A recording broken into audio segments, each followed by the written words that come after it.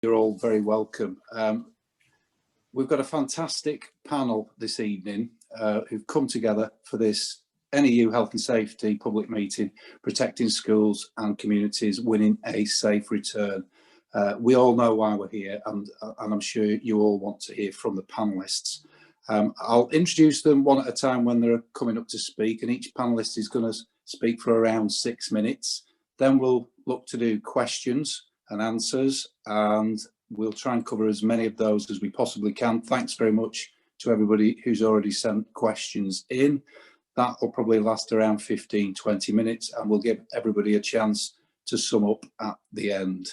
Okay, so with that, I'll just remind everybody as well that I think that Sarah and Sam from Lancashire NEU will have posted in the chat, or will be posting in the chat, an NEU code of conduct, which is something that we always include in any of our public meetings. If you want to note that, there'll be other information that gets dropped into the chat as well. Thanks very much, and straight away we'll start with our first speaker, and that's Dr. Deepti Gurdasani. Deepti is a senior lecturer and epidemiologist at Queen Mary University in London. I'm sure you've seen her and heard her recently with some of the brilliant comments she's been making on TV and radio. Over to you, Deepti. Thanks very much. Thank you. I'm just going to share my slides. Can you see them? Yes. Perfect. Okay, well, thank you for inviting me to sort of do a presentation on this. So today I wanted to talk about what we understand about childhood transmission, particularly in the context of schools, and the gap between evidence and policy, and what we can do to bridge this and keep children and their families and teachers and staff safe. So just some key concepts before I start talking about the evidence around this. We talk about susceptibility. Susceptibility means how likely are you to get infected with the virus if you're exposed to somebody who is infected with the virus. Exposure means how likely are you to get exposed to the virus. So if you're sitting at home, probably not. If you're in a school environment, obviously you're surrounded by many more people in a crowded area. And transmissibility, once you're infected, how likely are you to pass the virus on to somebody else? A lot of studies have spoken about potentially less susceptibility in children and sort of use this as a measure of risk. The truth is that in schools and in real life, we are essentially looking at a combination of these three: susceptibility, exposure, and transmissibility. And it's entirely possible for somebody to be less susceptible to the virus, but transmit more simply because they're exposed to the virus much more. So in the real world, we're not interested in these individual concepts. We're kind of interested in a composite of them. There's a lot of misinformation about transmission in children that spreads, and a lot of this is related to the sort of studies that are used to interpret whether childhood transmission is happening or not. The problem is that we know that children often have mild or asymptomatic infection. So when we look at symptom-based testing, for example, Public Health England data, it looks like children aren't being represented a lot and aren't getting infection. This is because a lot of the time they're not being tested because they're asymptomatic, or they don't meet the criteria for testing because the symptoms in children are often quite different. And often in these studies, children are not identified as cases when they occur, but rather it's the adult in the household or the teacher in the school who's identified first, because this is the person who's symptomatic. And that really underestimates the risk of children getting it and transmitting it to others. Also, we know that because swabbing is quite difficult in children, false negative tests on routine testing, even PCR tests, are higher. When we do antibody tests, antibodies seem to wane faster in children. So even these tests are not very reliable, which means that a lot of the studies that are used to make interpretations on this are sadly biased. And the other thing that's been ignored largely is that transmission is context dependent. So it depends on whether schools are open or closed. There was a Public Health England study that was published sometime earlier, I think this year, which talked about low transmission schools between April and June last year. But during a lot of that period, schools were closed or attendance was very low. So it's not the right time to actually be studying this and generalizing to what happens when schools open. There are studies in Germany, for example, that showed little transmission in schools, but the mitigatory measures in place there were very different. And of course, it depends a lot on what the background community transmission is and the level of attendance in schools. So because we're essentially interested in what is the impact of school openings and closure on transmission rather than individual childhood susceptibility, the best thing to do is to look at what happens when we open schools and close them in different countries. And this is a study of more than 6,000 interventions that were studied in over 200 parts of the world, and essentially showed that among all interventions, closing education institutions was the second most effective in reducing the R rate, which was consistent across all the methods. But of course, educational institutions is a very broad statement. But when we look at this in detail, we see that whether it's closure of preschool or primary schools or secondary schools, the impact on R is quite similar and it's quite substantial. Let's look closer to home now. If we look at data from England, then this is Office for National Statistics data. So the key thing about this data is it's a national survey that's carried out every fortnight on about 100,000 people randomly across the population, which means that we're not actually sampling people based on whether they have symptoms or not. We're just randomly sampling people in households and seeing whether they're infected or not. And when you look at this, it becomes very clear that first of all, that infection rates in children, school-age children, and young adults, I guess, who are in educational settings is quite high. So the lines of interest here are the red one, which is age 2 years to school year 6, so primary school children included. This is the orange one, which is secondary schools, and the pink one is year 12 to age 24. And what we see is that the infection rates in children are not only quite high, but they also closely mirror what's happening with schools. So if you look at half term, and when half term happened, very soon after, after half term starts, you start seeing sort of those declines in infection in children. And when lockdown happens and schools are closed, you can see that the decline in children only starts sort of occurring after decline has happened in other age groups. So it's then sort of being driven by lower community transmission. And you can see that infection rates continue to rise once a lockdown was lifted right up to 18th of December when schools closed. And on 18th of December, you can see that the highest infection rates are actually in secondary school children. And again, we see that after schools reopened, there is a sort of increase among primary school children, even during lockdown, in line with primary school attendance being quite high. And the declines in this age group are potentially more gradual than other age groups because of this sort of bump that you see. And very importantly, what you see here is that the peak of infection in primary school children occurs at about this point, whereas the peak in the other age groups happens at this point, which shows that essentially the infection in other age groups is sort of mirroring the infection in children over time. So school opening and closures don't just relate to infection in children, they clearly relate to infection in other age groups as well. And of course, this is from the REACT-1 study, that essentially shows that declines have unfortunately been slower in primary age school children. And even if you look at the REACT-1 data out today, infections are still highest in primary school children compared to all other age groups. And this is sort of mirrored in our outbreak data. So this is outbreak data from Public Health England. And you can see primary school settings in green, preschool settings in brown, and secondary schools in yellow, and SEN settings in blue. And you can see that outbreaks have continued in the settings that are open or have high levels of attendance, while they've declined hugely in secondary school settings where only 5% of children are attending.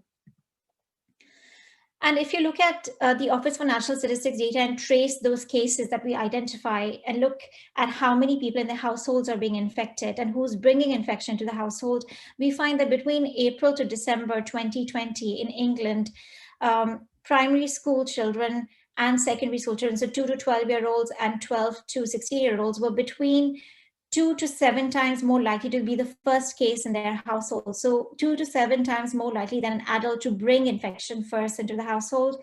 And once they brought infection into the household, they were 2 times more likely than adults to transmit to their contacts. So it's a myth that children don't contribute to transmission. They clearly do. And a lot of this may be related to high exposure because the schools being open, particularly at a time when there were more restrictions on adults than on children. So, this is context specific, but in our context, they have clearly contributed a lot to transmission. And another way to look at childhood transmission, looking at risk among teachers. We would expect teachers to be at higher risk if there was a lot of transmission happening in schools. And this is exactly what we see. So this is from the REACT2 study that was released a few days ago. This is an antibody survey. So it looks at past infection or exposure. And it's very clear that those who work in educational settings, including schools or nursery workers, are statistically significantly higher at risk, so more likely to have been exposed to virus and infected in the past compared to people who are not key workers. Of course, there are other key worker groups as well, who have higher risk of infection. And I haven't shown the breakdown here, but if you do look at the breakdown, there is no difference between primary and secondary school teachers. This is data out just today from the REACT1 study, which was a survey of about 160,000 people. And when they look at risk by occupation, they find that being in education, being a school teacher in nursery or childcare has a 43% higher risk of being infected compared to somebody who's not in that occupation. And we need to remember that this is from the most recent part of the survey, which ended on 23rd February. So this is higher risk at a point in time when only 27% of children are in primary schools, 44% of children are in SEND schools, and 5% of children are in secondary schools. So what happens when all children go back to education?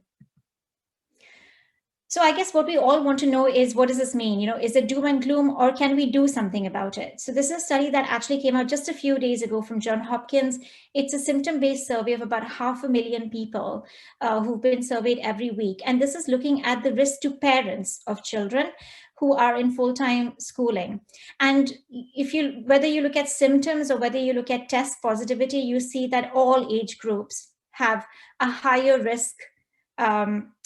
Parents of all age groups have a higher risk of infection than people who are not parents when their children are in-person schooling. But what's really important here is if you look at school settings where different numbers of mitigations were in place. So these are all the mitigatory measures that were studied.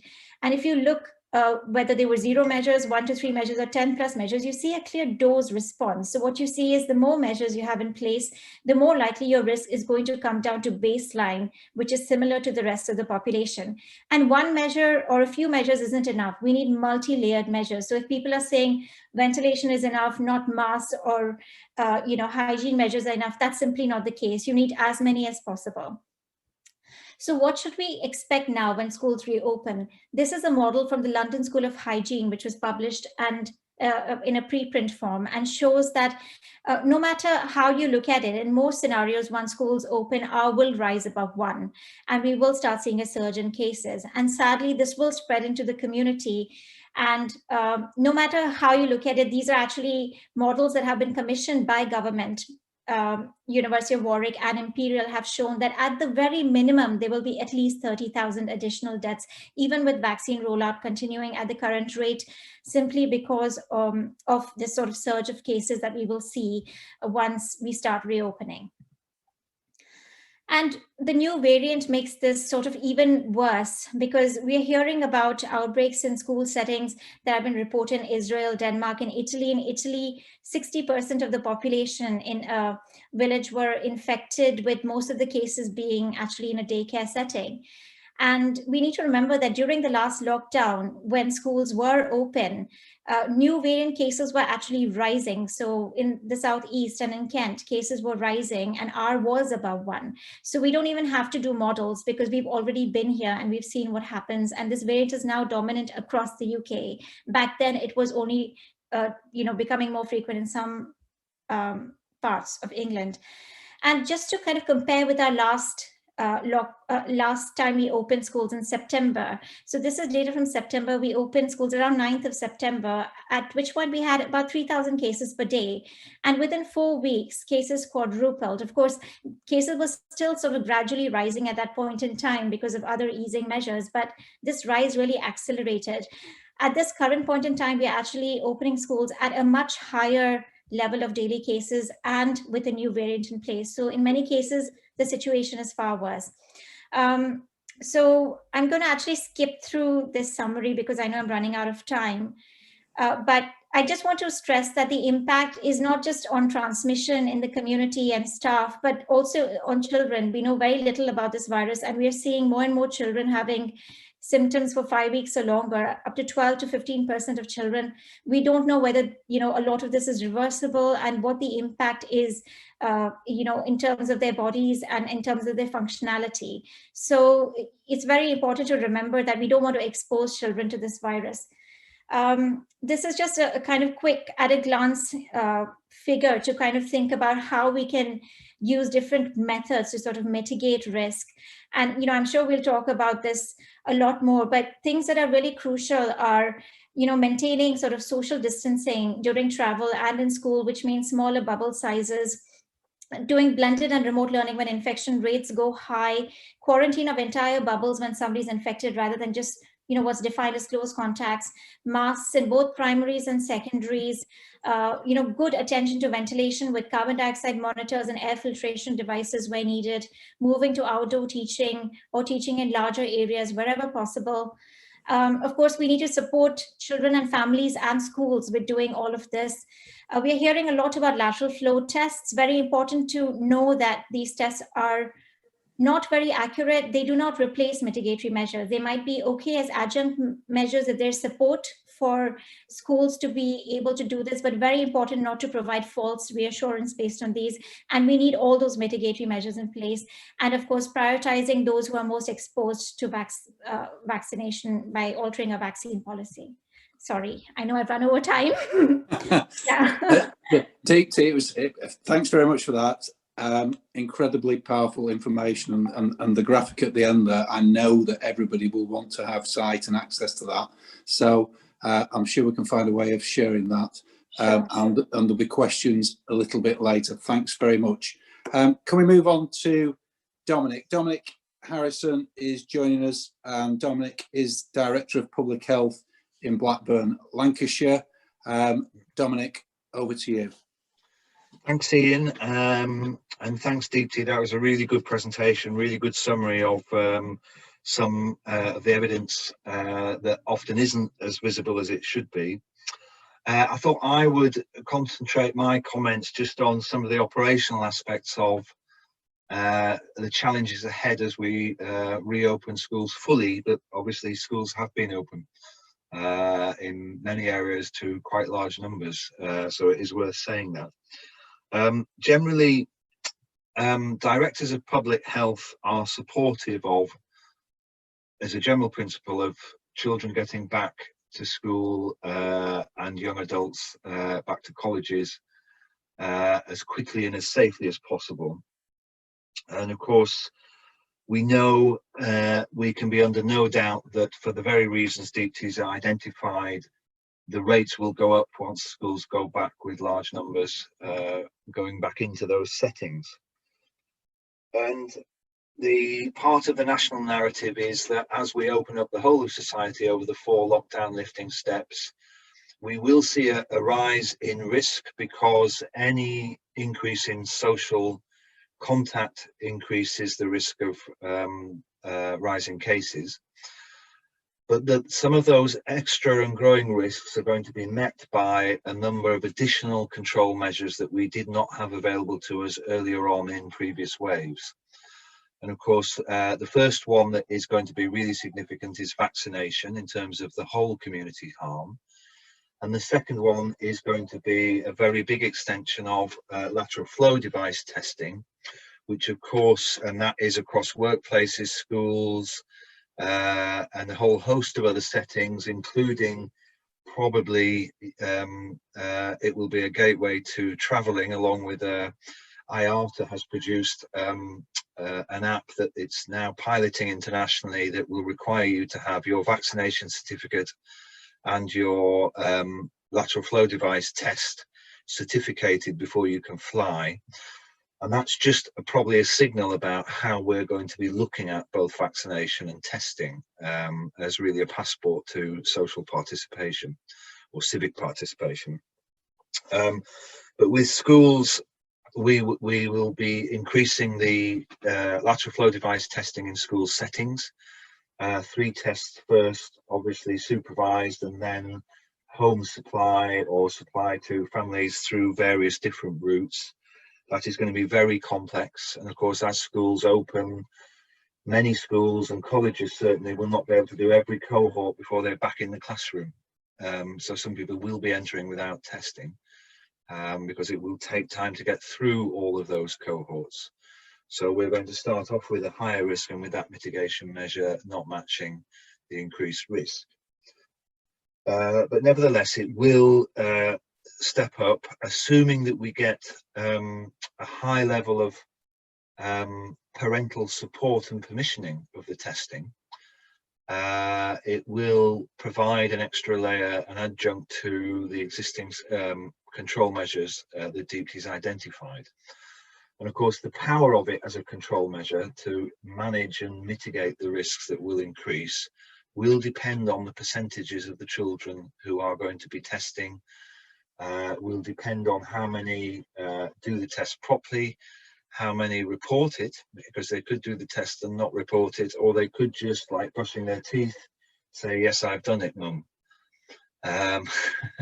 You know, so there's a lot of variables in this, and we're going to need to find out how it works in practice before we can be completely assured that as an extra measure that school testing will match the extra risks. But of course, one of the questions is what happens if rates go up in schools rapidly? They aren't effectively controlled by testing and exclusion. What's going to happen then?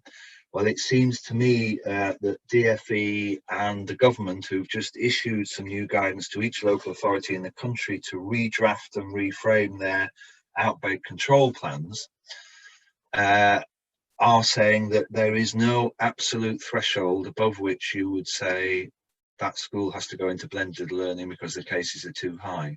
And I have asked that question specifically, but there is no number for that. And of course, the feedback I've had is that if you get a case of exceptionally high rates and risks in a school or in a community, the government's current position is that they would look to close down the risks from the opening of other settings before closing down schools, because they would want to close down schools last or take schools into blended learning. So that seems to be the national policy position. At the moment anyway. So there's no absolute number about that risk. And of course, that is critical because that then becomes an issue then between the local director of public health, the regional schools commissioner, DFE nationally and regionally, and the head teacher and others, who would then, if a school did get an exceptionally high rate, would have to make some judgment without a clear risk threshold. Now, I have had experience of discussing in Blackburn with Darwin with DFE the option of closing schools down before the national policy, well, not closing schools down, asking schools to go into a blended learning model because we were worried about risks before the Christmas, the end of the autumn term, about 2 weeks before the end of the autumn term. And that was a difficult and protracted discussion. We in the end settled to do more testing, more controls. I didn't advise in the end the school to go into blended learning. And then of course after Christmas, well, during that period the new variant was rising, the rates were going up everywhere, and the government decided to take schools into lockdown along with everybody else. If the rates go up dramatically in school settings in areas of high transmission, the mechanism for acting on that will be that the Director of Public Health will be working with their education team, with the head teacher, the Regional Schools Commissioner, Public Health England, and possibly one or two others, including DFE nationally, to decide what to do. But it's seemingly unlikely at the moment that directors of public health, head teachers, and the local education authority from the council representatives would have the autonomy to make a decision to shut a school. So I'm just giving you that as a bit of how I see the policy context at the moment. In terms of, I wanted just to add something to Deepti's analysis of the way risk is being communicated in the system, because of course Public Health England published recently in the last week a report on the risks to children and teachers.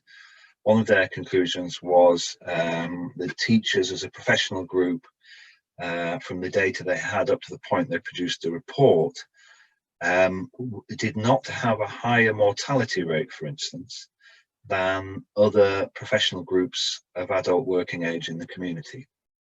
And that was more or less their conclusion about the risk to teachers. One thing I want to add to that, which wasn't in the PHE report, is that it's almost irrelevant asking a question about a professional group's risk. And the reason it's irrelevant is that there are two risks. If we think of mortality as the risk in question, there are two risks. One is the risk if you get coronavirus, your risk of hospitalisation and early death, and that's your personalised risk. But the other risk is, the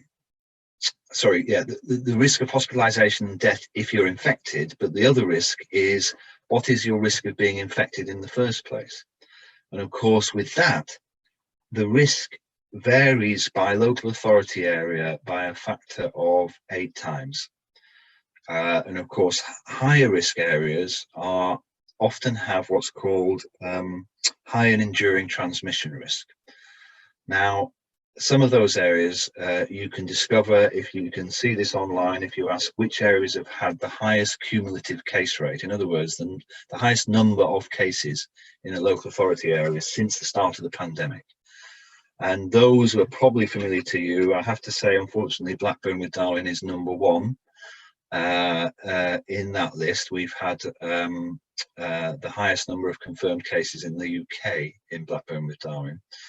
But all the local authority areas that are in those lists of higher cumulative case rates all have risks to teachers which are much higher than the average risk, because the community transmission risk is much higher.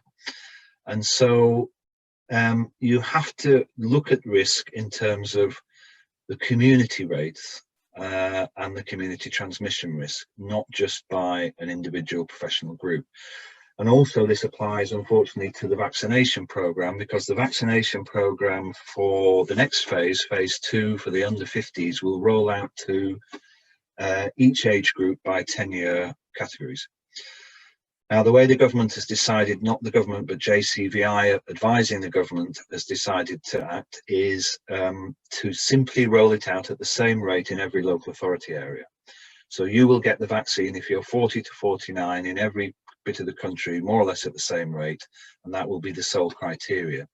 The problem is, if you're a 40 to 49-year-old in Blackburn with Darwen, whatever you do, whatever your behaviour is, whatever job you do, you're 8 times more at risk than a 40 to 49-year-old in the lowest risk area or region.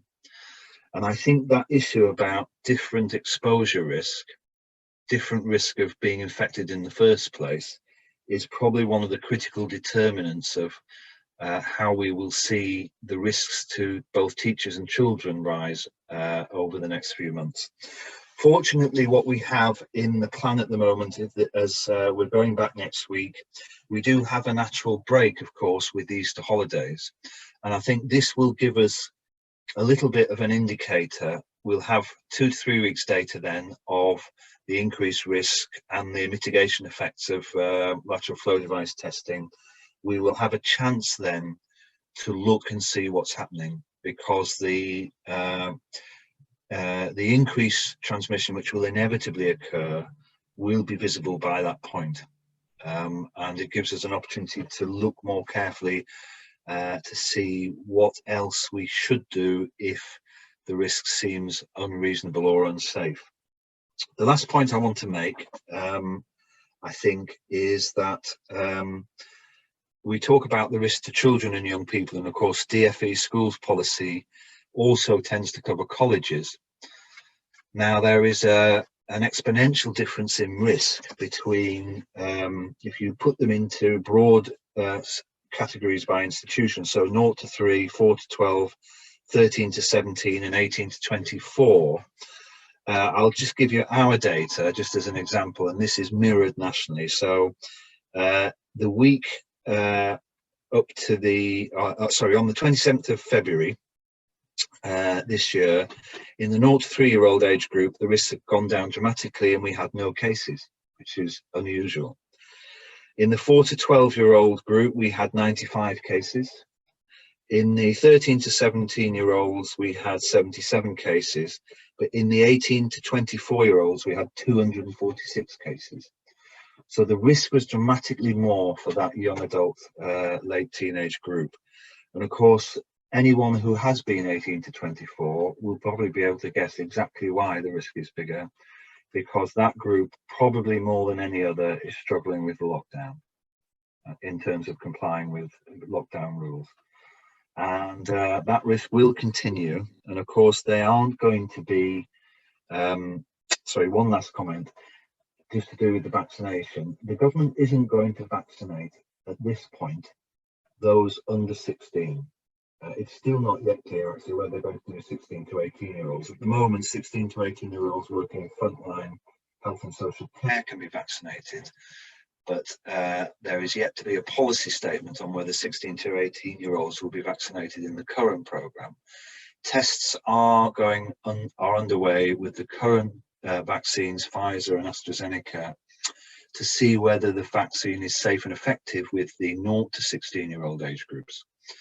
But we won't get a result on that probably till late summer, and then the decision will have to be taken if we are going to go ahead with vaccination in those groups.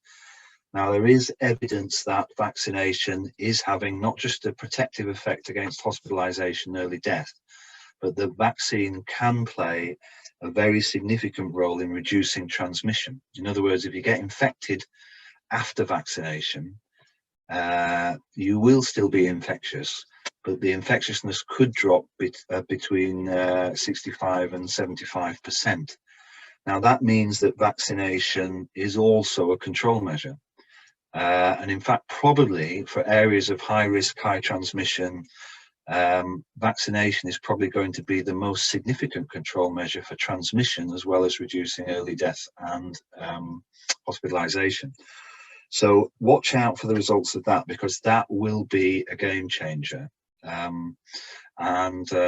What we need to argue for is the rapid move to vaccinate that 0 to 16-year-old age group, assuming it's proved to be safe and effective.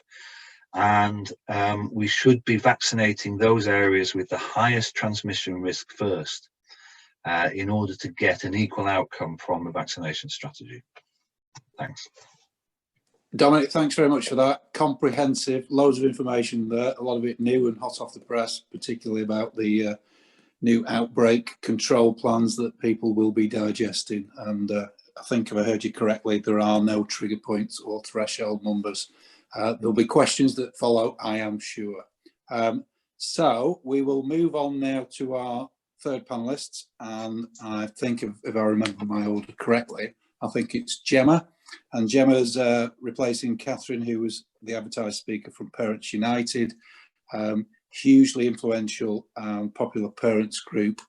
Gemma might say a bit more about that. Thanks, Gemma. Thank you. I am going to share my screen if it's going to allow me. There we go. Okay, can you see that?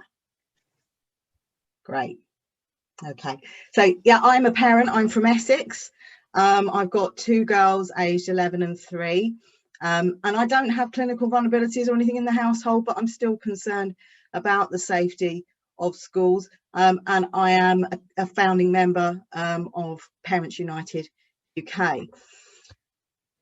We are a group of about 23,000 parents on Facebook, and we've got about 12,000 Twitter followers. We've been running since May 2020, and we call for a sensible, safe and sustainable plan for education. We're sick of disruption for our families and our kids. We provide a lot of support to parents, both in terms of home learning and in dealing with their schools and their local authorities around attendance, and we also signpost to other support mechanisms. Our campaign statement has some key aspects. We do consider schools to be breeding grounds for aerosol transmission, and we do look at the science behind that. We follow Deep 2, for example, very closely. We are seeing a huge impact on the mental health of both adults and children of the full opening and attendance policy. And we think we need a maximum suppression approach to deal with all of the disruption and finally get things as back to normal as we can. We have encapsulated our approach in our 5-point plan. So we want to see policy being led by data rather than dates, and a gradual increase of pupil numbers. We want to see adequate funding for spaces and teachers to reduce class sizes, and also to introduce proper ventilation measures, not hope that you can open a window and that it might do the job. And also funding for mental health support and IT equipment, so that when we need people learning from home for whatever reason, self-isolation or reduced class sizes, then it's practical to do it. We think that the curriculum needs an overhaul permanently, actually, but certainly in the next 2 years, we want to see a concentration on recovery for children. They have had huge impacts, as have we all, and it cannot be the case that we throw them back into the same high pressure environments in terms of testing, for example, and expect them to get on with it. It simply isn't going to work. And finally, we have said that we want to see an end to those fines and the court actions and the threat of that for parents that have felt that their children cannot attend during the pandemic. So the concerns of our parents in our group, that the inadequate suppression of the virus is leading to a disruption of their children's lives and their education.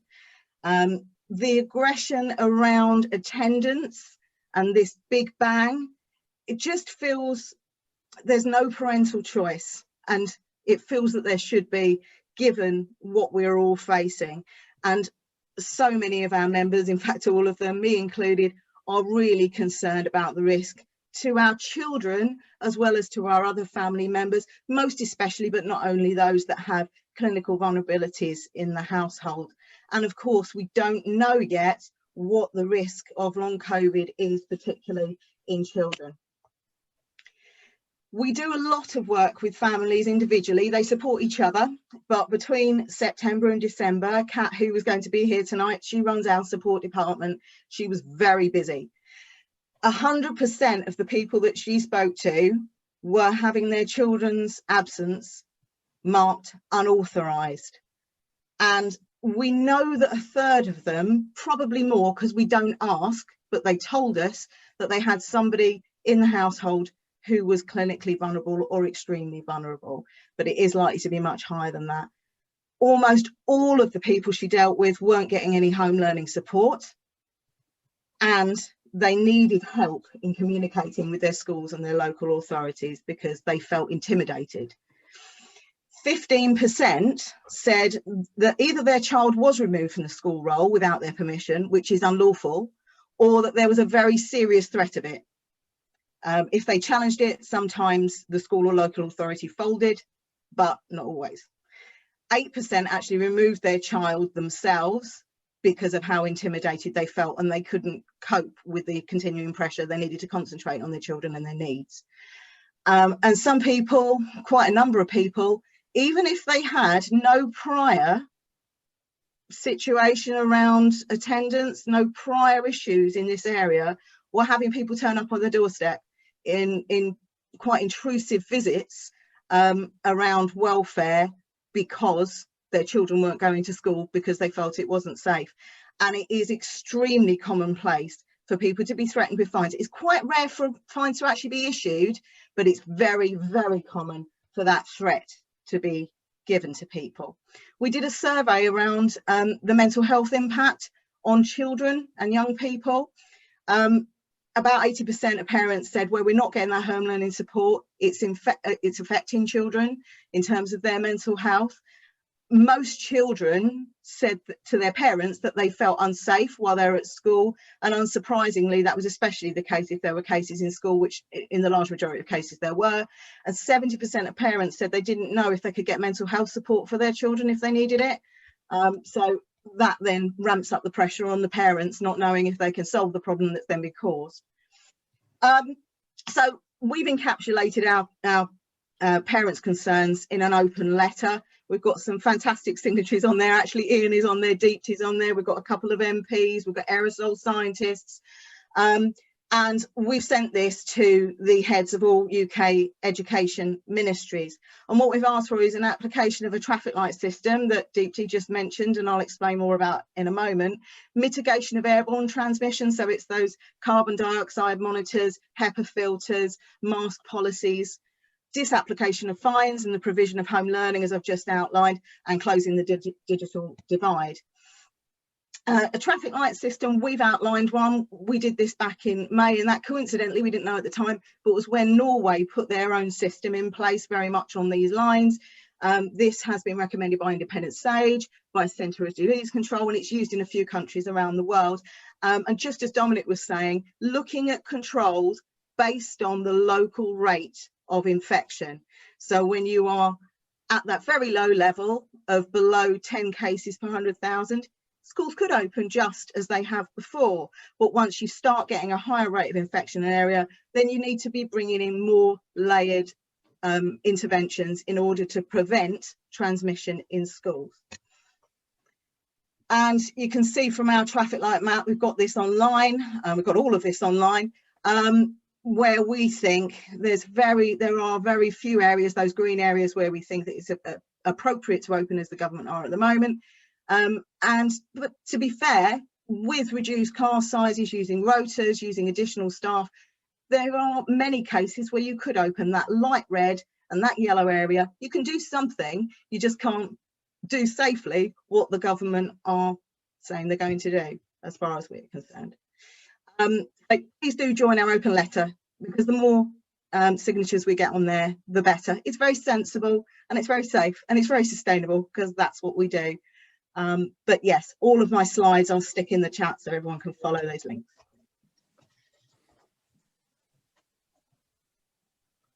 Thanks very much, Gemma. That's a brilliant contribution, and I know that many people have already signed the open letter, but please continue to do so and spread that message around. I'm sure there'll be questions for Gemma and all the panellists as and when we get to the question point of this meeting, but I'll move as swiftly as I can on to our next speaker, and we have Janet Newsham with us. Lots of you will have enjoyed Janet speaking in meetings before. Janet is central to the work of the Hazard Centre, which focuses on campaigning around health and safety, and is also a key figure in the Zero COVID campaign. So over to you, Janet.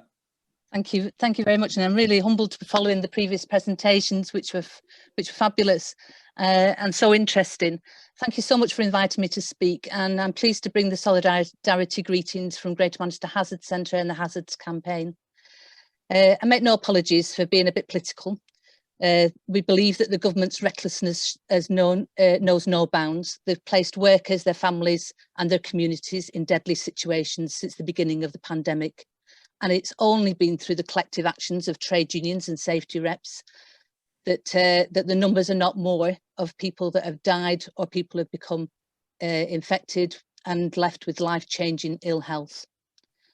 Without their contributions, without their safety measures that they've put in place, they're trying to hold their employers to account, the transmission rates would undoubtedly be far greater and the death rates far higher.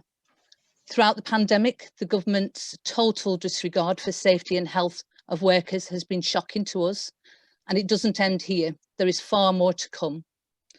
Our health and safety laws haven't changed throughout the pandemic, but the government guidance, which has allowed employers to ignore the laws, along with a lack of enforcement from health and safety executive and local authority officers, has led to a dreadful situation of the UK being one of the world leaders in the COVID death league table.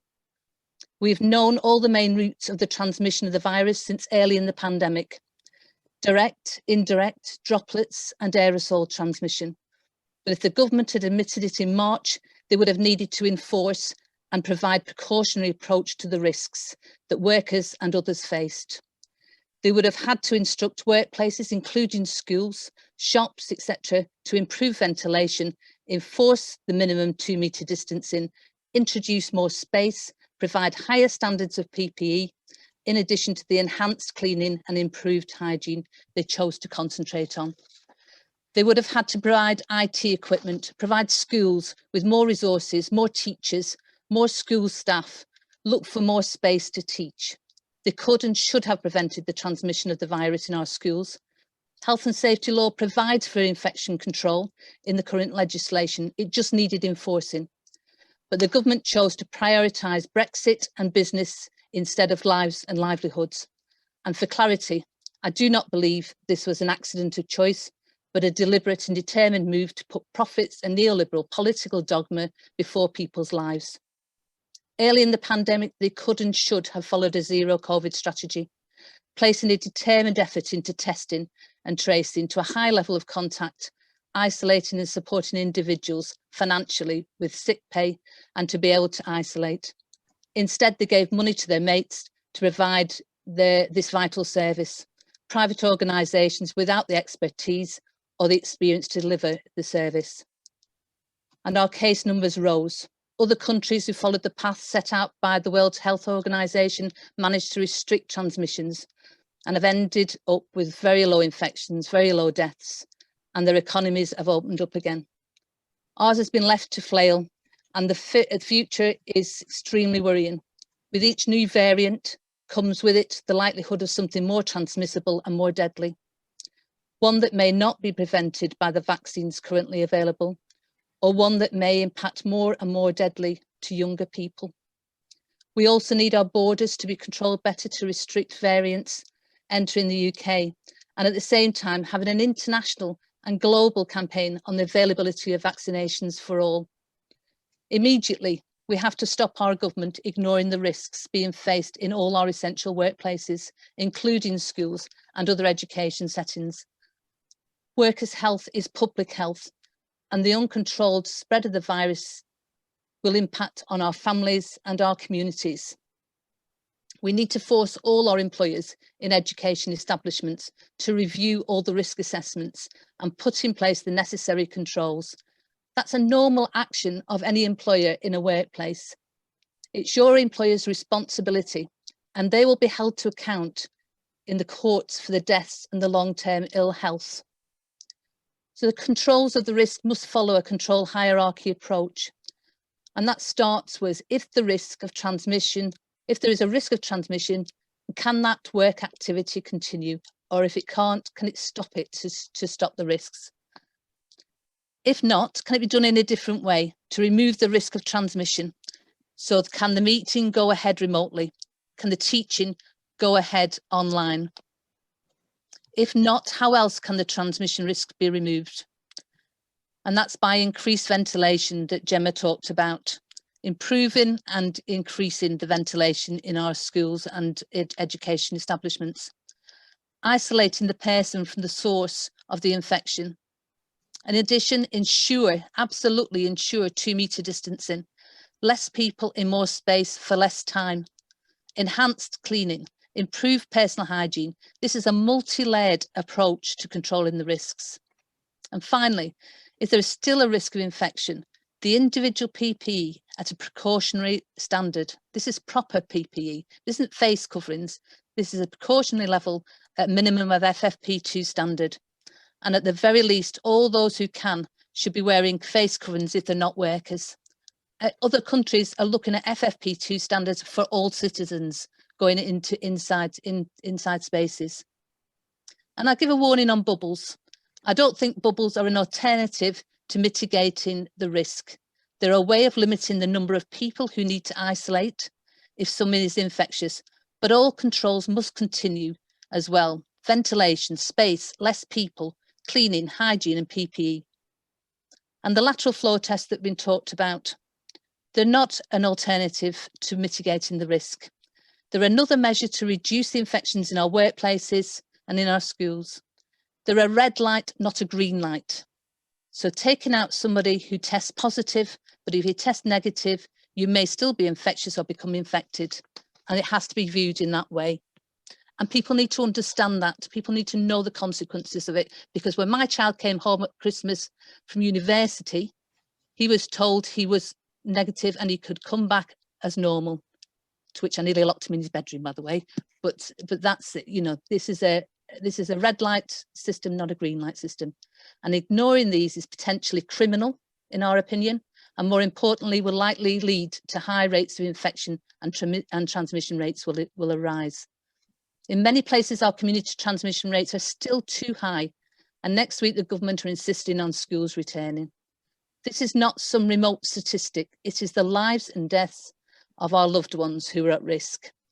And on April the 28th, International Workers' Memorial Day, we will be campaigning for the fundamental right to safe and healthy work for everyone. This year, on top of the 50,000 people in the UK have died from work-related incidents in the workplace, on the roads, in the air crashes, in deaths at sea, in work-related suicides, in work-related exposures to hazardous substances, toxic working conditions and chemicals. This year, when we remember the dead, we will also remember the thousands of workers who died because of the exposure of COVID-19. Exposure because employers haven't controlled the risks, haven't improved working conditions or provided a precautionary level of PPE. So this year, as we remember all those that have died, we must all vow to continue to fight like hell for the living. Solidarity. Thank you. Thank you, Janet. Powerful messages there, and of course details around International Workers' Memorial Day. We'll be able to circulate and share those pretty soon. I would imagine some of that stuff's already up on the Hazards website. Which takes us on to our next speaker, and we are really pleased to have Dr. Emma Runswick with us. Emma's a National Council member with the BMA and is, like, I'm not sure if all our panellists are working on the front line, but she certainly is. Emma, over to you. Thanks very much. Yeah, so my name's Emma. I'm a junior doctor in the Northwest. I'm a National Council member for my trade union, the BMA, and I'm also a member of the Zero COVID campaign. So I think we've heard quite well from Deepti about the risks in schools of transmission and the possible outcomes of opening schools in the way that the government has described. I think it's important to be clear about what that means. You know, when we say 30 to 80,000 deaths, that's 30,000 at least deaths of people like us. It might be you, or it might be your colleague, or it might be your family member. It's probably not going to be Boris Johnson or his immediate colleagues, because the choices about who faces these risks are made very deliberately. Okay. It also means a lot more people requiring serious medical intervention.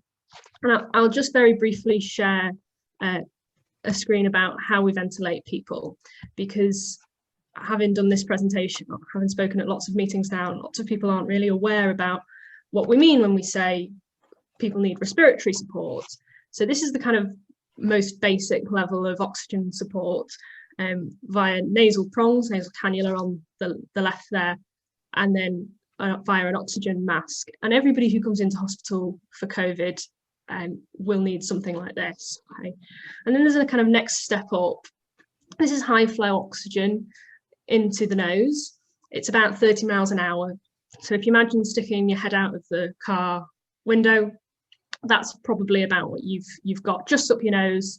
Lots of people don't tolerate this. You might have seen the Radio 2 hosts campaign about people with learning disabilities. People with dementia also often don't tolerate this because it's not nice. And then you've got continuous positive airway pressure. So that's delivered by one of these kinds of masks, either just over your nose and mouth, or if your hospital has developed the scuba style, a thing that contains your whole face, again, to fire oxygen at you, high levels of oxygen at you at very, very high speeds. And if that's not enough, then some people will have invasive ventilation, where we put a tube down through your mouth, down your throat, block off your vocal cords, and provide oxygen basically directly into your lungs. And for this, you have to be unconscious. Okay. So I will now come back and stop sharing. Hopefully come back into Zoom. New share. Oh, how do I stop sharing? Okay, fine. Can you still see me rather than this? Yeah, excellent. Okay. So it's pretty horrific to get COVID and die of COVID. And lots of these deaths are happening alone, but that's not the only level of risk. We know now that about 10% of people of working age and 12 to 15% of young people will get long COVID, and that's associated with lots of risk for long-term conditions: 12 times increased risk of stroke, 9 times increased risk of diabetes, 10 times risk of kidney failure, along with the kind of usual muscle aches, fatigue, brain fog that people are reporting.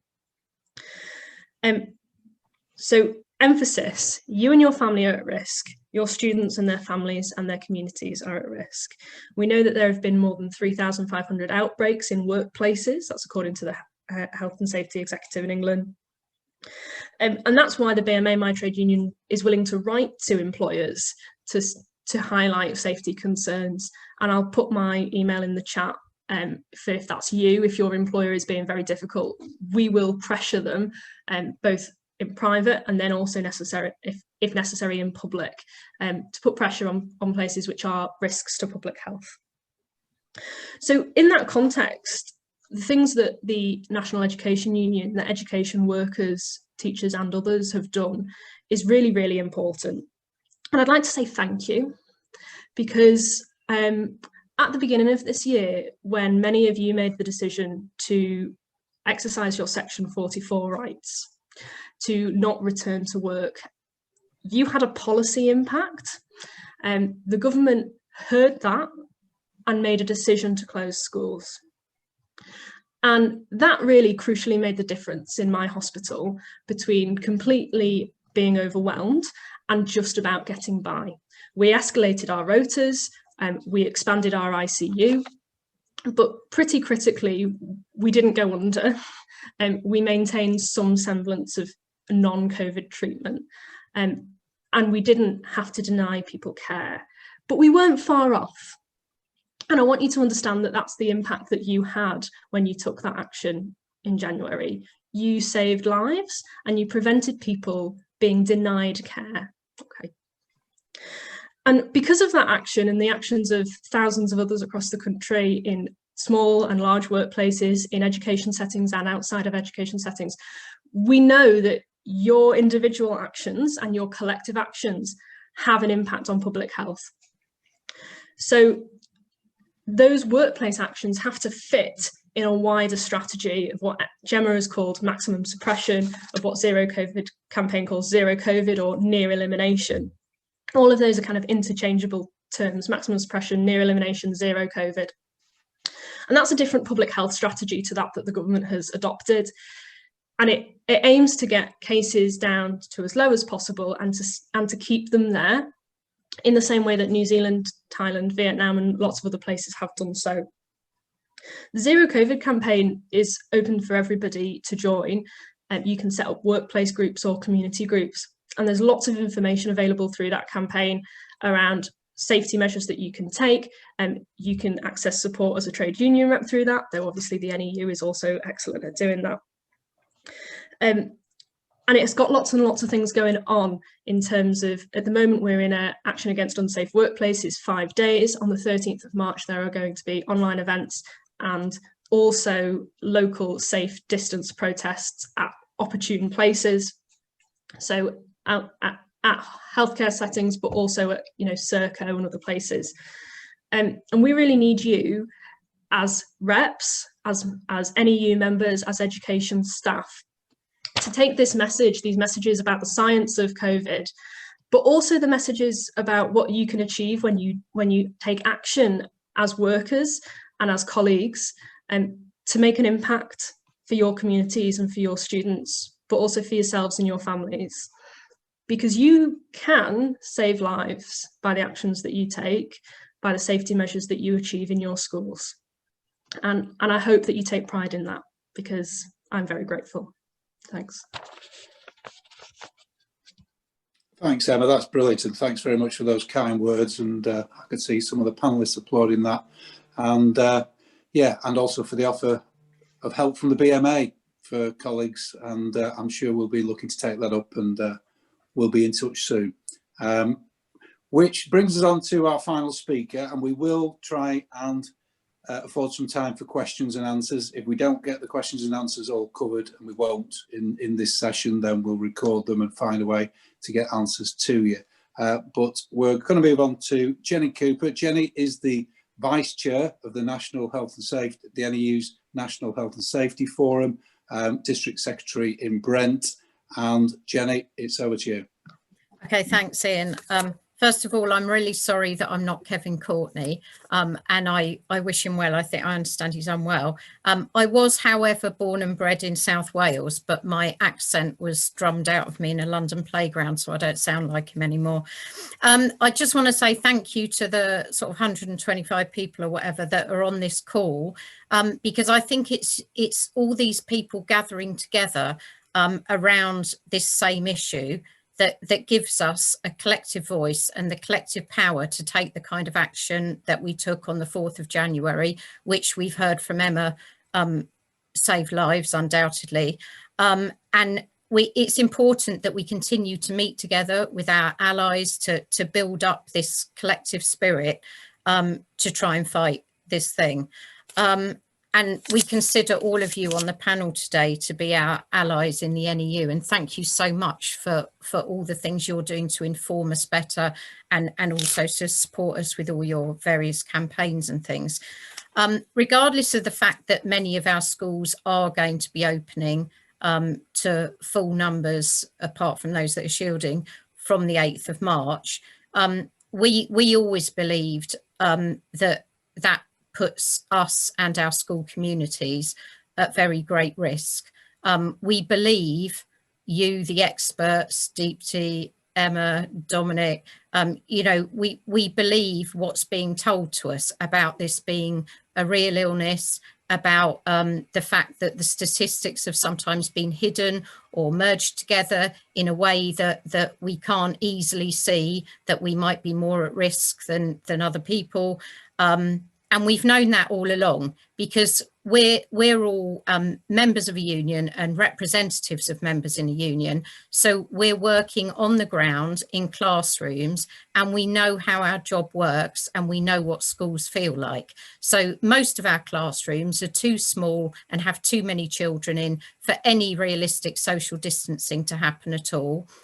It's completely unrealistic anyway to say that in a job like teaching, you can avoid any kind of physical intervention or physical contact, either with children or with other staff or whatever. It's just not how it works. Even if you manage to have it in the classroom, you're going to be brushing against people in the corridor. You end up with behaviour incidents and things where you have to kind of get involved. You know, it's just not a realistic picture. But unfortunately, as Janet has already kind of touched on, the people making the decisions about these things are not bothering to consult the people who are experts on the ground and actually know and understand how the job works. We believe what Deepti says, that we need multi-layered safety measures in place in order to make it anywhere close to safe. The message that's being bandied about by the media is making a sort of kind of duping society into thinking vaccines are going to save us all and testing is going to save us all. And all we hear about is vaccines and testing. It's a myth that many education staff have been vaccinated. It's a myth that education staff who have vulnerabilities have all been vaccinated by now. It's even a myth that special school staff have been vaccinated. That's a postcode lottery. It's happened in some places and not others. It's a myth that all our nursery workers have been vaccinated, all our over 50s, pregnant staff, and the parents of the children that we teach. It's a myth that we can rely on testing to keep our schools safe, because all we're offered is lateral flow testing. And for most settings, that's now going to move into home kits, which means they won't be administered properly. Nobody will do the 10 bits on the tonsil each side and, you know, follow all the instructions properly. Because apparently if you do follow all the instructions properly, it takes 15 minutes and then another 15 minutes to wait for the result. Well, what teacher and what parent and what child has that time free in their day in modern society? Nobody. It's a myth as well that cases are going down, because we know that in some parts of the country they're still going up. We also know that there's a Brazilian variant on the loose, and we don't know how effective the vaccines are against that. You know, time will tell whether further lockdowns are needed. We have to get on with the job, because our schools are going to open at some point anyway. So our answer as health and safety activists in the union is robust risk assessments, and to remember and understand what a powerful tool a risk assessment can be in the workplace. Now, we don't have as many safety reps as we would like in our schools in this country. We would like to have more. We do have some, and where we do have them, they're really well trained and they know how to use the law and knowledge about safety to keep people safe and to campaign and to occasionally use things like Section 44 to avoid going into the building at all. Sorry, I'm trying to rush through because I know you want time for questions. Sorry, just to go back to some of the things that Gemma's touched on, and that I know some of her supporters were putting in the chat as well. As a union and as education staff, we also support the worries that parents have, and we think they have a legitimate concern if they don't feel it's safe to send their children into school. It's absolutely disgusting to think that a parent would be fined or punished or flagged up for a safeguarding concern because they are actually trying to keep their child safe. And wherever that concern is expressed in terms of safety or medical issues, it absolutely should not be flagged up as safeguarding. In some ways, it should be flagged up as safeguarding if that concern is not expressed, because who are the parents who are actually trying to keep their children safe? So we support you in that. Now, in terms of the risk assessment, our union has on its website a checklist for safety measures that's been agreed with other education unions, and we would really urge all our members and reps on this call to use that and to have conversations with your head teacher to get all the measures that are in that checklist into your risk assessment for school, because these are the multi-layered measures that Deepti referred to earlier. And when Janet said it's not just one of them, you know, every worker should have face coverings, etc., that's all in there. It's all in that checklist. We don't want to see clinically extremely vulnerable people who are supposed to be shielding being coerced to come into our schools. We don't even want to see clinically vulnerable or pregnant people in our schools. We don't want to see negative lateral flow tests trusted. We only want to see the positive results trusted. We don't want any school to say we cannot socially distance, even though we know it's hard. We think it should still be an aim, and it should still be done where possible, sorry. We don't want any member of our union to be denied wearing a mask in school. We also, by the way, don't really want staff to be given the option, because if staff are given the option, how is the vulnerable member of staff in the classroom protected if the member of staff they're working with says, no, I don't want to wear one, it's a bit uncomfortable? You know, we're a union, we act together in solidarity to protect our more vulnerable members. We don't want mixing of bubbles, we want small bubbles. We don't want in-person meetings, it's totally unnecessary. We're all here now, we all know how to do online meetings. We don't want in-person observations and obsessive monitoring just so that school leaders can justify their existence when that's causing extra transmission in the building. So us on the Health and Safety Organising Forum, of which Ian's chair, we've come up with a kind of step-by-step guide for how to kind of make your school safe by going through a proper risk assessment process with your head. And if you want to know more about that, I would suggest that you contact your district health and safety advisor or your district secretary, and we can get in touch. They can get in touch with us, and we can send out details about that. But in the FAQs on our website, there's also advice about how to bargain with your head teacher where your school doesn't have a rep and things like that. What we really need is a rep, a workplace rep in every school and a workplace safety rep in every school, because then we've got the collective power to use that voice. Like there's 120 of us with a collective voice in this meeting tonight. We need to have a collective voice in all of our schools, because if everybody in the school says, no, I'm not prepared to do this, or no, I'm not prepared to not do that, the head teacher has to listen. I just wanted to add something else, by the way, because this came up earlier. We've got many more numbers of staff shielding than were previously because of the new letters that have been sent out. We've also, because there's still lots of cases out there, even in the schools that are only open partially at the moment, we're still getting bubbles being isolated because of positive cases and things like that. Now, bearing all that in mind, your risk assessment for your reopening from the 8th of March needs to mention staffing, all right? If your school cannot open safely because there aren't enough staff, and don't forget it's a safety issue if you don't have enough staff there, that is a legitimate reason for your school not to open to more students yet. It doesn't matter that it says in the DFE guidance you have to open on the 8th of March. That's to do with COVID, and that's to do with the pandemic.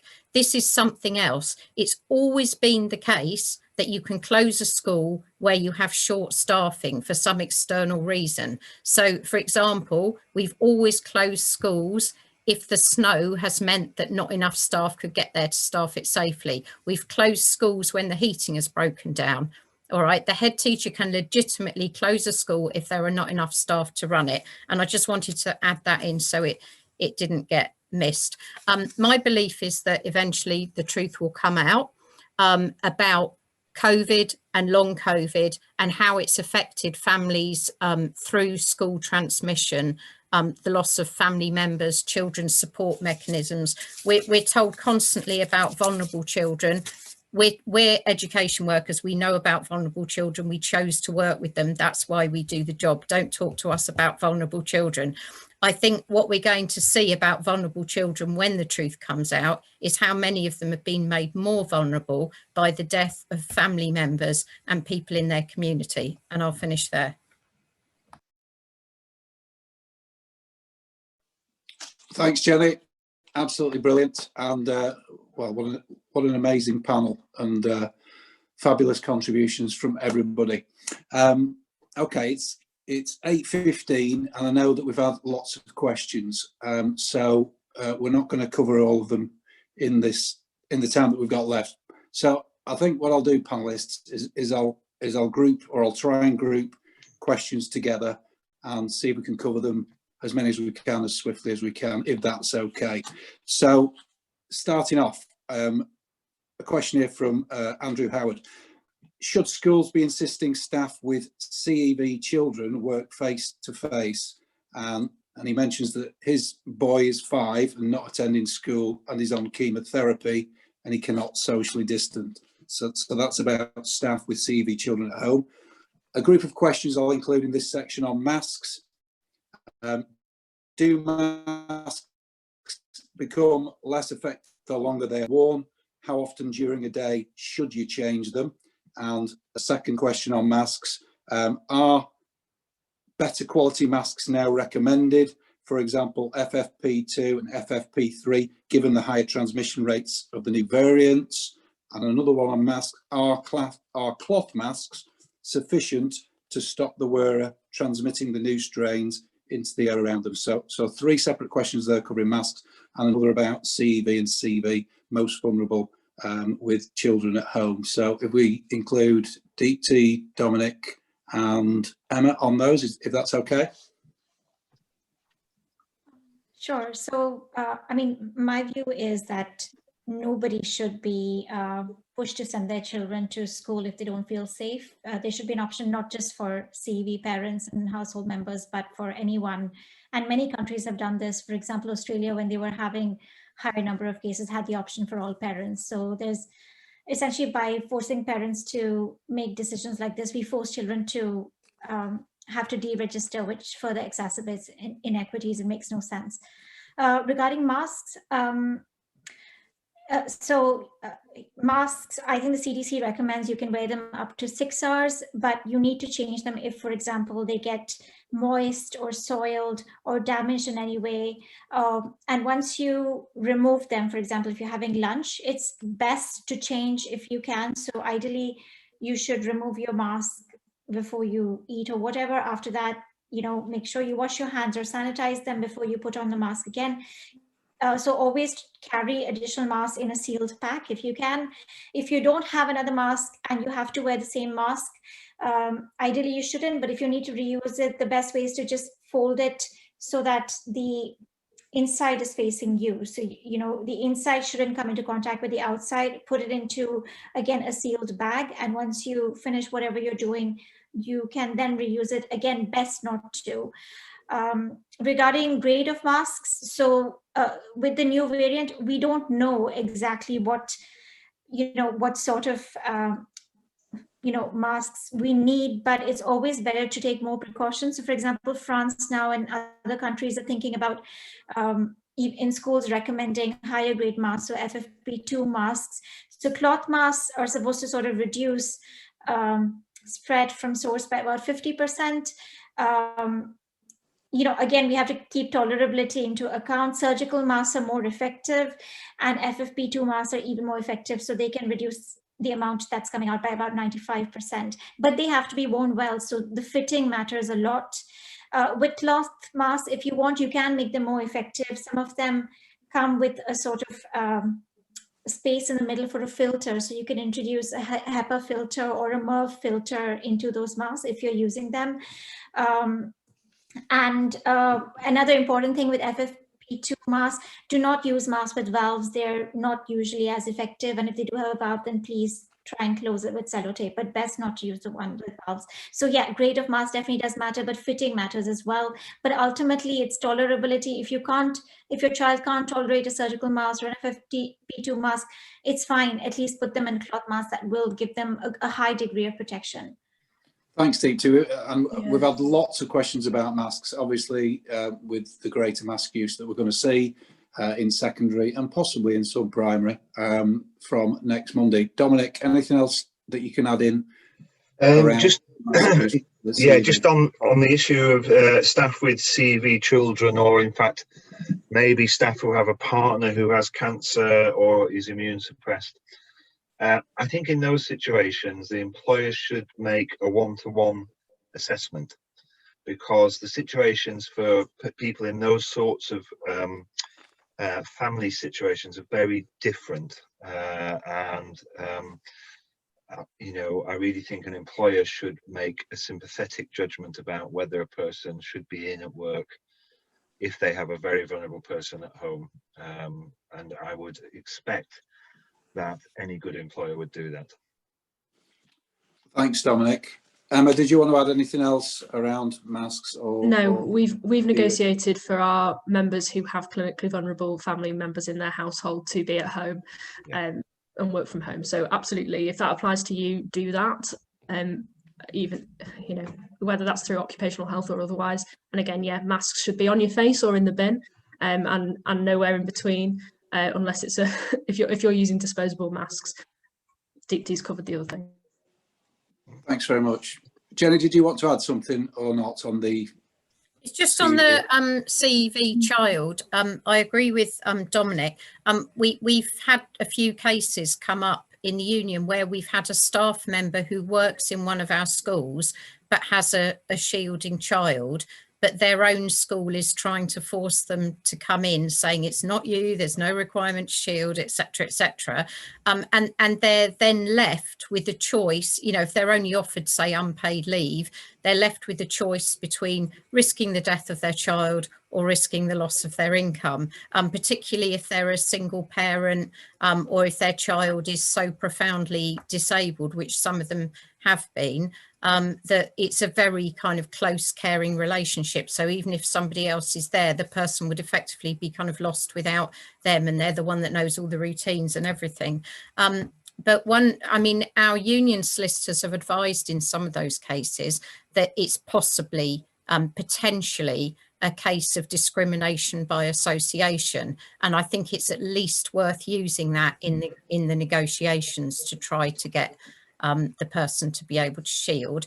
And because it's a potential discrimination thing, it means really that those people should be treated in exactly the same way as the other shielding staff, rather than in exactly the same way as the people who don't have any disability, either of themselves or their children, because otherwise it's treating the person with the associated disability differently from the people that don't have any associated disability. They're still being paid and this other person isn't. So I think that's the way to argue on it. Thanks, Jenny. Okay, I'll just read off a few more questions, and we'll see which panelists are able to answer, and I want to dive in with those. So on lateral flow tests, a question from Nick Davis, who's a rep in a secondary school. He'd like to ask what messaging schools should be giving staff, pupils and parents regarding lateral flow tests, in light of the fact that they're not very sensitive and can often give false negatives, with the potential for more infections if people are not aware of that. So what's the message that schools should be putting out? Question around cleaning and hygiene. Should schools be laundering clothes worn by education workers at above 60 degrees Celsius to reduce the risk of fomites, I think that says? If no to the above, should work clothes be bagged before bringing into the house? Practical question there. Moving on to vaccinations, question here from Martin Neve from Bury. Considering the new viral strains and the alarming rising infection rate in Bury and other parts of the northwest, can we not insist that due to the circumstances of our school that we receive vaccination early? So arguing for vaccinations based on risk, something that Dominic was hinting at before. And a final one for this group of questions, and this is to do with ventilation. As windows cannot be opened more than a few centimetres, is this enough, or would this be enough to disperse the viral load if one or more pupils have COVID? So over to the panel, and I'm just going to ask you to wave at me and pick one of those questions. Don't make me pick one of you. Jenny and Emma and Janet, and then Dominic. Okay, I'll do everyone's got their hand up now. Go. The testing one's simple. The NEU position on the lateral flow testing is that you trust a positive test result, but you don't trust a negative one. So with a positive one, you follow all the normal isolation procedures and isolate close contacts and stuff. But with a negative one, you assume you might still be positive. So you follow all the safety measures that you would have done otherwise. On the vaccines one, I would say insist on the high cases in your local area and the lack of vaccination being listed as a hazard in your risk assessment in your school, for the highest risk, potential death. And then, you know, if that can't be resolved while the cases are still high, then that's an argument for asking for smaller numbers in classes, more vulnerable people to be taken away from frontline, Okay. et cetera, et cetera. Collect all your evidence. Thanks, Jenny. Okay, and another panelist on the other questions. Emma?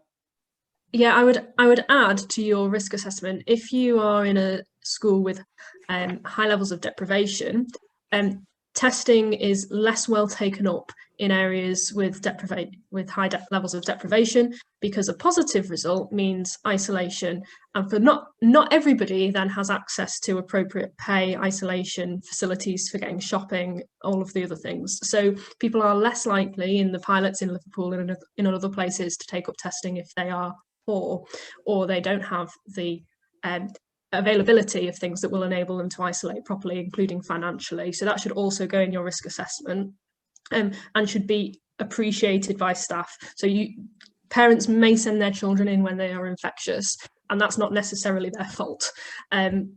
Laundry. So there's some preprints out of studies saying that COVID survives in fabrics, various different types of fabrics, for several days. So we in the hospital settings are either washing at work, scrubs at work, or bagging and then changing at work, and then they immediately go into the wash at home at 60.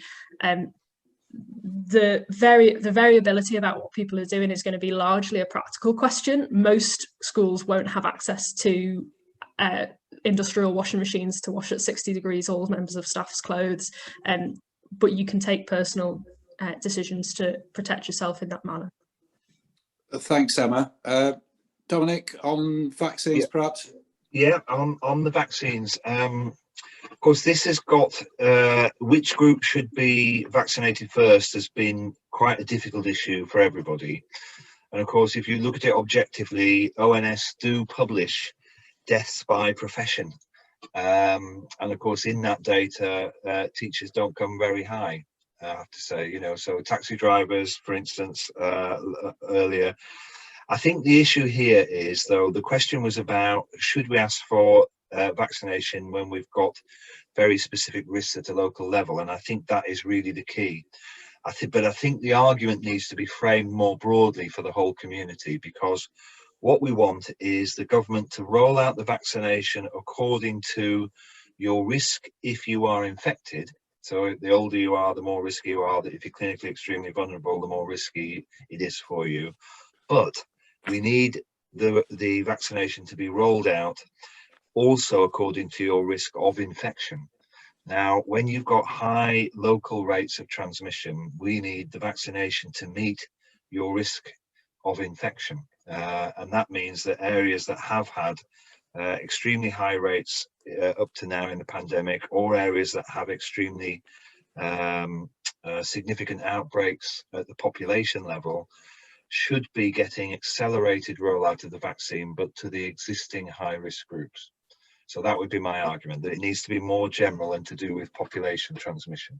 But we do need vaccine not to be rolled out equally, because it makes no sense and more people will die.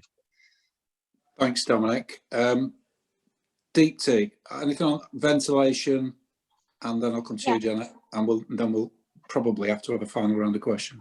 So ventilation, no, a slightly open window may not be enough. So ideally, we need a carbon dioxide monitor. They're very cheap. We just need one per school to actually measure if ventilation is adequate. If outdoor air isn't adequate, we need to supplement with portable air filtration devices. With washing, I just wanted to make one point. The high temperature is only needed if you're not adding in detergent. If you add in detergent, that itself inactivates the virus. So you don't actually need to necessarily wash at high temperatures. High temperatures are good if you're, for example, just soaking them and not adding detergent. Just one last point on vaccination. I know that we keep hearing that children aren't at, that teachers aren't at higher risk than other key workers. I don't think teachers need to be at higher risk than all other key workers to prioritize them for vaccination. I think we can have a policy that takes exposure into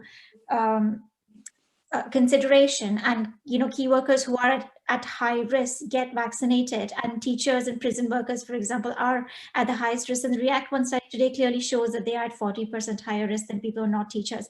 So I think we can argue that, and it's also an ethical question and a social contract with those who are actually working to keep society open and taking huge risks to themselves.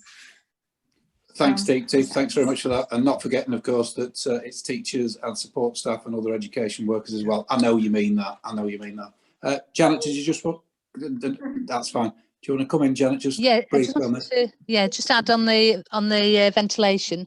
It's really difficult to know how much ventilation. How we can.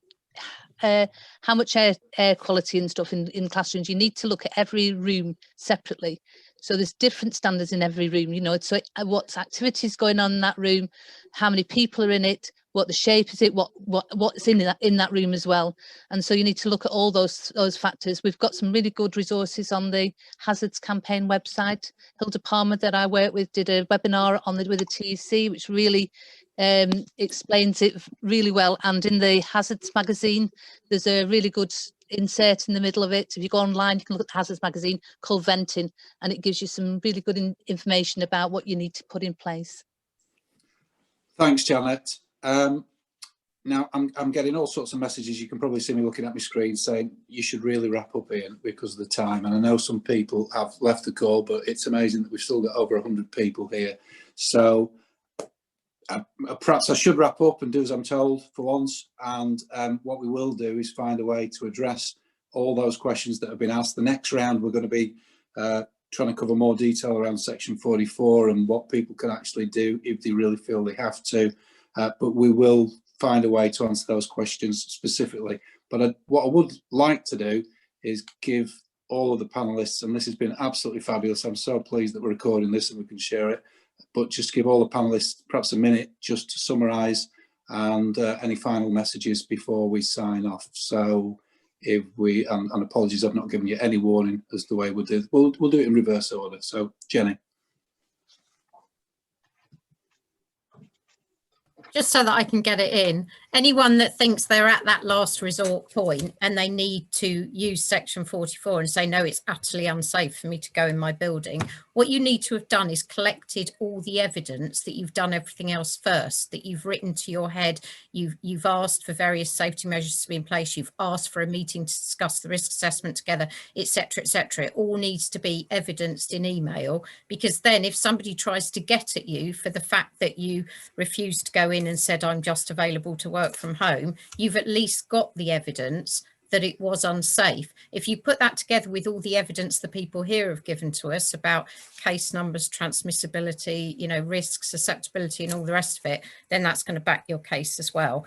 I think all the messages that all the panelists have given, I don't think I can, is worth summing up, and I don't want to sort of tread on anything anyone said, because I think it's all been really powerful as it is. But what I would say is that the government's way of handling education in the pandemic has been no different from how they've handled the running of the country in general, their response to poverty and hunger and their response to climate change, etc., etc. So we can't really expect anything differently. The power to change things and the power to keep ourselves safe is in our collective voice as workers in the places where we are. And the most important thing is to have a rep and a safety rep in your workplace, because in the workplaces where we have that, it's been shown that those places are safer. They might not get everything they ask for, they might not get the surgical grade masks, etc., etc., but they will get some things that people where there aren't any reps do get. Don't let anyone tell you that demanding safety means that you don't care about the children. It's the opposite. Thanks, Jenny. Brilliant. Emma. I would absolutely back that up. We, as a profession, as doctors, but also as other healthcare workers and other key workers, are frequently guilted into doing things that are really, frankly, unsafe. This is not a set of choices that we should be having to make. But it is better to make choices that improve the safety of your colleagues and your students and your communities than to just lie down and take it. There's been some suggestions in the questions about taking PPA time or other, methods at home. Do all of those things. Everything that you think of that creates more safety for yourselves, your colleagues, your students is another thing. This is a multi-layered approach. So do everything that you can think of, and some lives will be saved, and some of your colleagues won't get diabetes or have strokes, and some of your colleagues and some of your students won't have the effects of long COVID. Literally everything that you do has an impact, and you're better off doing that together. Your impact together creates changes at government level as well as school level. So thank you, all education workers, for everything you're doing. Keep active. Thanks. Thanks very much, Emma. That's fabulous. Jana? It's difficult to add anything to all that. I mean, I think that's the summary, isn't it? And I just emphasise that if you've got a safety rep in your workplace, that means your employer's got to negotiate with you. It's got to talk to you. So make sure you've got a safety rep in all your schools to do that. And under the Management of Health and Safety at Work regs, Regulation 8 your employer should have in place a serious and imminent danger procedure, and you should be asking them up front what that procedure is if somebody comes into your workplace who's infected, and use that procedure, get your employers to use that procedure to put in place something first, so you're not just reacting using section 44 or section 100. Thank you very much. And good luck. Thank you. Oh, thanks a lot, Janet. And moving on to Gemma, fabulous to have the support and involvement from Parents United tonight. Gemma. Thank you, and thanks for having us, because it is good to be here. I mentioned a lot about attendance. Something I didn't mention, there has been a pre-action letter sent to the Department for Education, and they replied.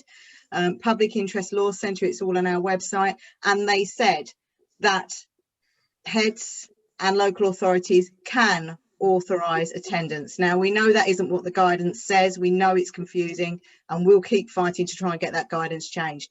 But parents need to know that's there, because sometimes that has turned the tables for them and they've got authorisation. I just wanted to comment as well on the lateral flow testing. I couldn't agree more with what Jenny and Janet said about it is a question of being a red light when you get a positive test.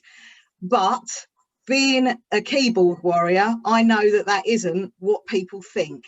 And I implore everybody who's got the power to, schools, directors of public health, make it really clear to the public, because based on what I'm seeing, I think that people are going to see a negative test with their kid and they're going to go and take them around to see Granny, even if she's only had one shot in the arm.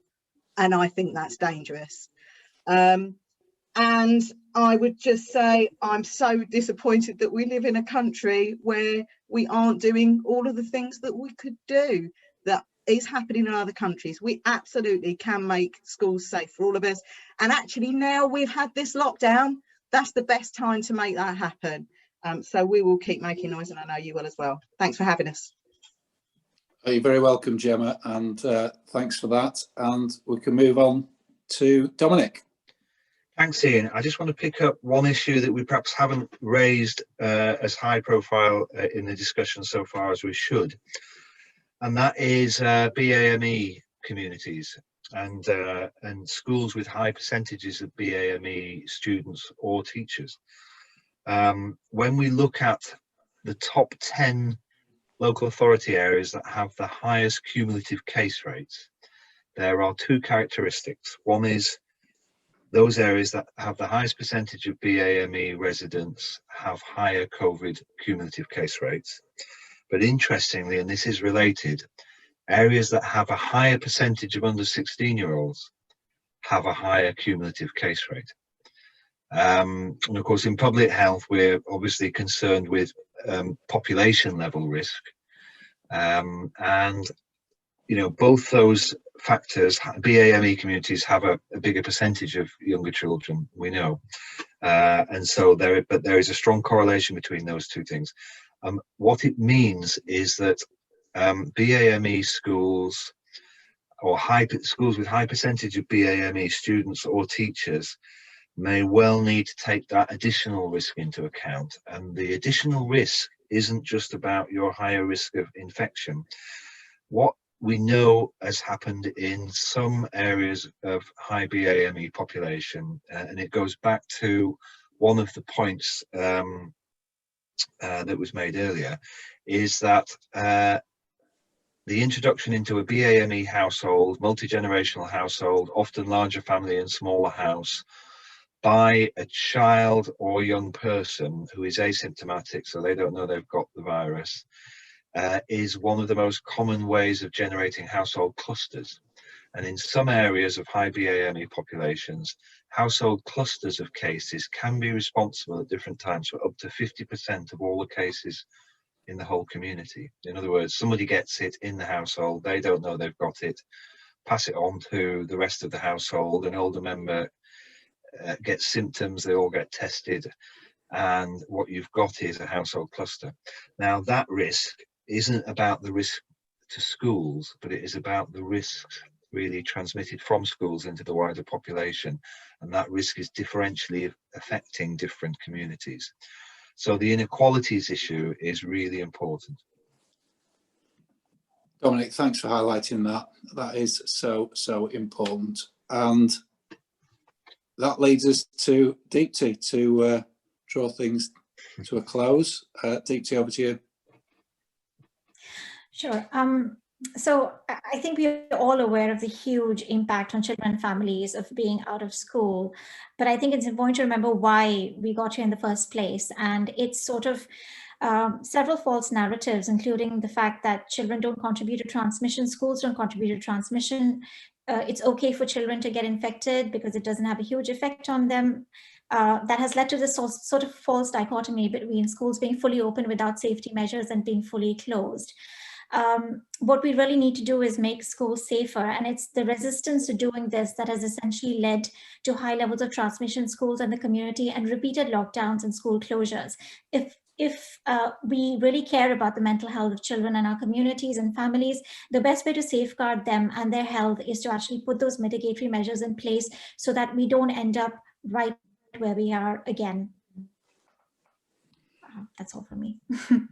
Deepti, thank you very much. Thanks again to all the panelists. It's been an absolutely fantastic meeting. I hope that all those that were able to join us tonight have got lots out of this. I know I have. We have recorded it, so others will be able to benefit. I look forward to being able to be involved in another meeting at some point soon with you guys. Thanks for all the contributions in the chat, all the questions that we'll try and get to. I know that a petition is